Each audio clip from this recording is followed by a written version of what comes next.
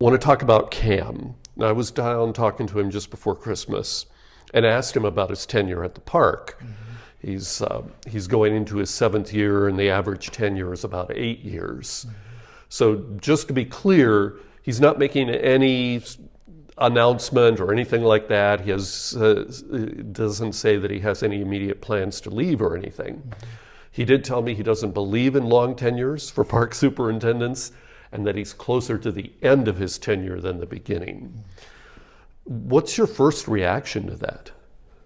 Well, Cam's been a remarkable leader for Yellowstone.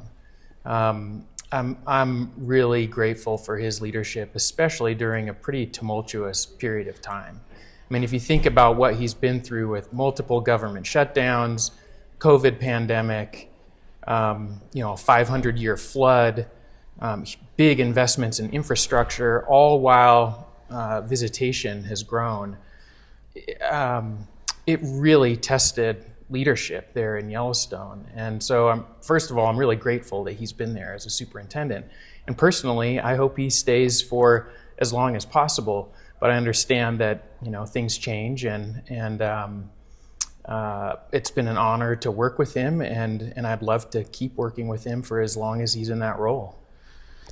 And I'm just going to start another recorder here for audio. There we go, just for backup. So when you look at his tenure, and of course he's a first local that we've had who's run the park, what is it that really stands out to you? Yeah, the fact that Cam's career has kind of come full circle in Yellowstone is just amazing. I mean, he graduated from high school in Gardner, kind of a local kid, and to come back as the superintendent of Yellowstone is unheard of.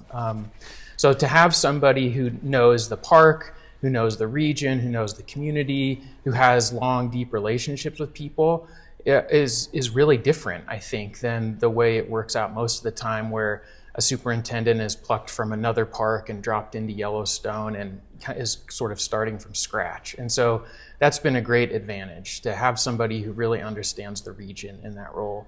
Some of the important things I think he's done over time with that local knowledge and relationships is make some pretty big advancements in things like bison conservation.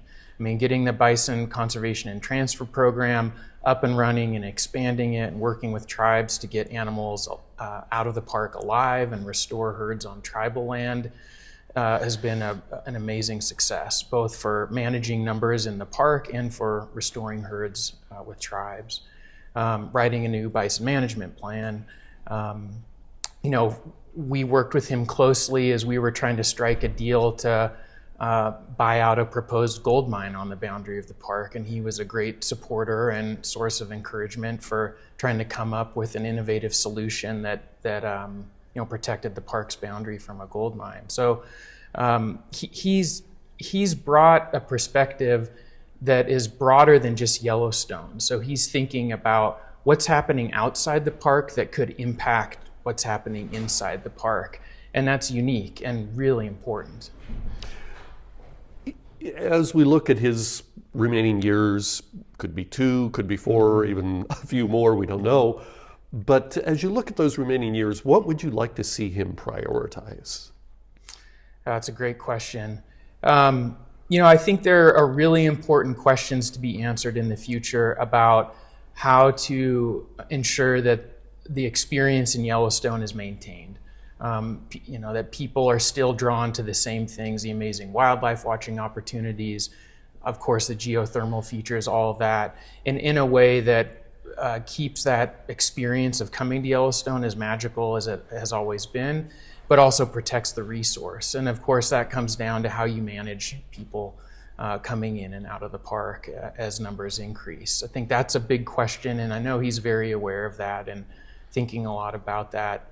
I think there are really important issues to be dealt with in terms of how we think about cross-boundary movement of wildlife. I mean, Yellowstone is kind of the heart of the Greater Yellowstone ecosystem.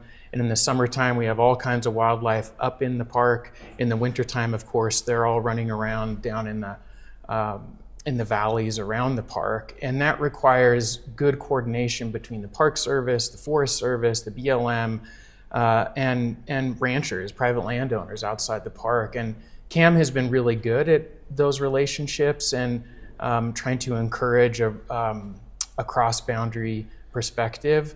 There's more work to do there, of course. There's really important issues to deal with outside the park that impact what happens inside the park. And CAM has been great at recognizing those and a good voice for taking a larger perspective. But there's more partnership work to be done to ensure that the wildlife that moves in and out of the park has a safe home in the winter as it does in the summer in Yellowstone.